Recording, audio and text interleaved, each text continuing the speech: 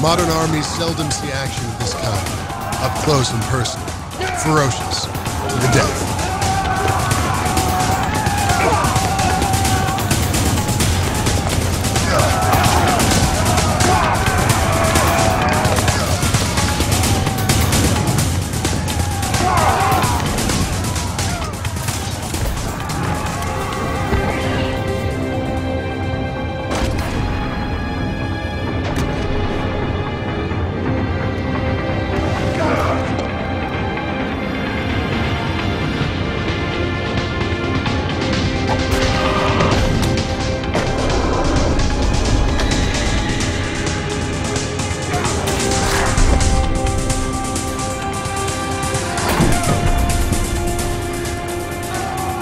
The Egyptians devastate the front ranks of Kadesh's army.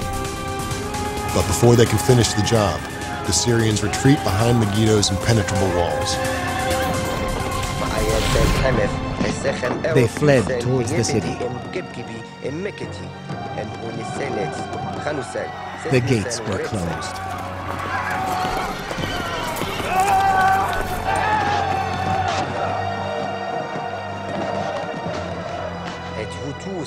The people lowered ropes made of cloths and hauled them up. Fear of His Majesty had entered their hearts, and they were powerless. But Kadesh won't make it easy for Thutmose. He's over the wall to safety, and the pharaoh's robbed of a swift victory.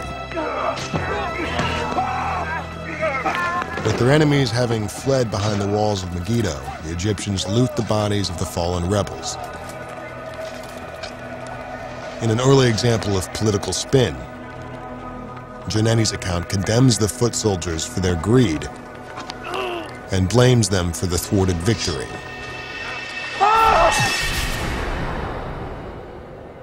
It makes no mention of the generals.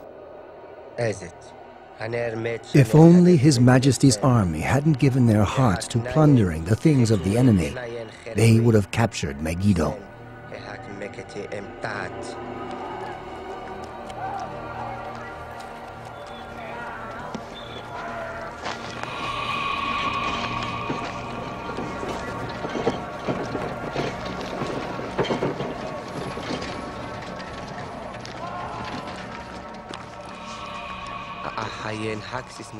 His Majesty's soldiers went around counting their spoils, while the enemy's champions lay stretched out like fishes on the ground.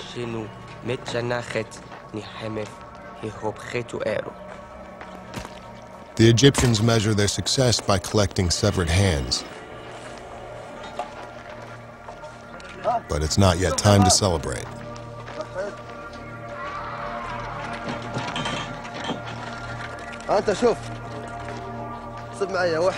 Whether generals or foot soldiers are to blame, this is not a victory. There's still a price to pay.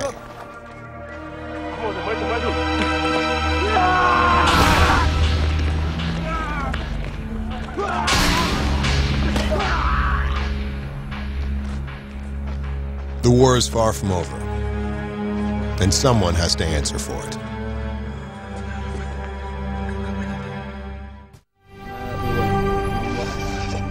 A quick victory has eluded the Egyptians.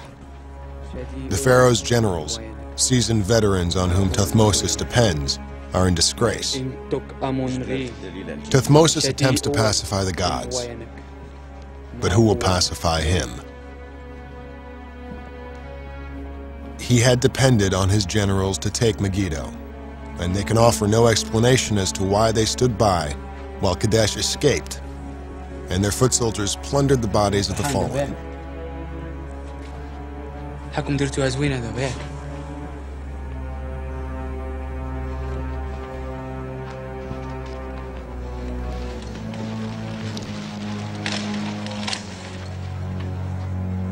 Thutmose has no interest in empty symbols of victory.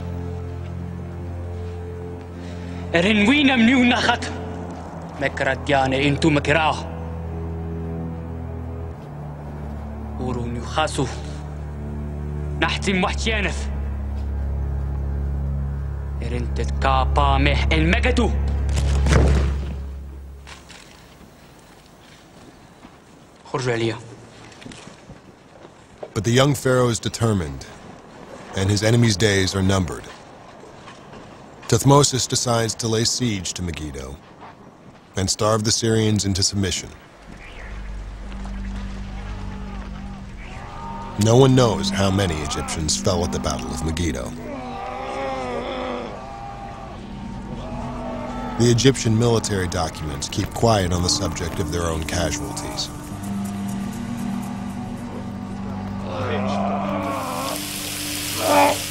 What we do know is how Egyptian doctors treated the wounded.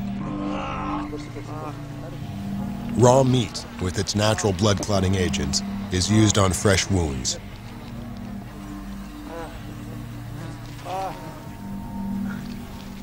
Burns are treated with a mixture of gum, ram's hair, and the milk of a breastfeeding woman.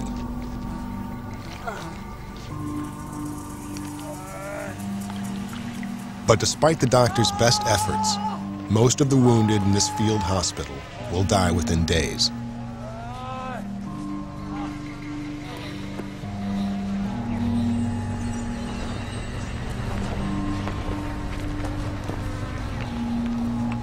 Another Egyptian text sums up the fate of many soldiers. توتو حرتت ريسا إرواع بمونح إرميغا بشيري توتو حرس خابرف إرناحمف أمقاني ونموتف صابرف إرورامي إيوقاسنف وشواش. Today we call them cannon fodder. Bota kamu ci génn nte dañuy jàppandu ñax di nga ci génn ñoom di nga jafe jàppandu ci Ahmose Ahmose Ahmose Ahmose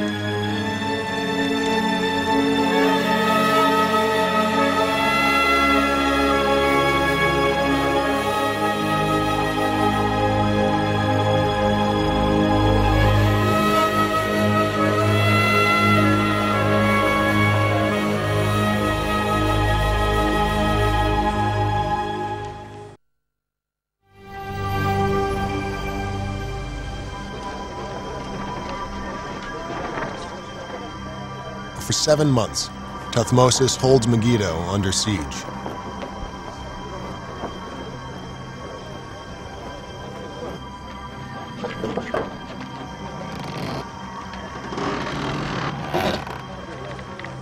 Finally, in December 1458 BC, there's a disturbing symbol of surrender.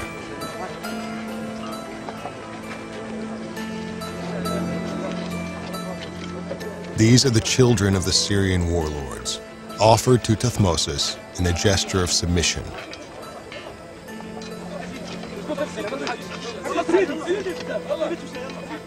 The Syrian revolt is over. The children will be taken to Egypt as hostages and killed if their families rebel again. A few lucky ones are destined to become puppet rulers within the new Egyptian empire.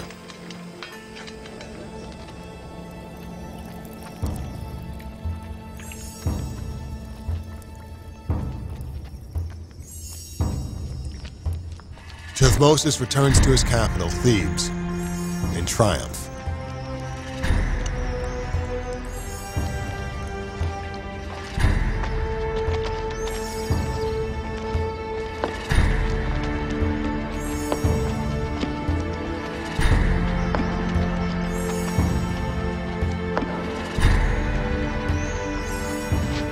No one doubts the pharaoh's strength now.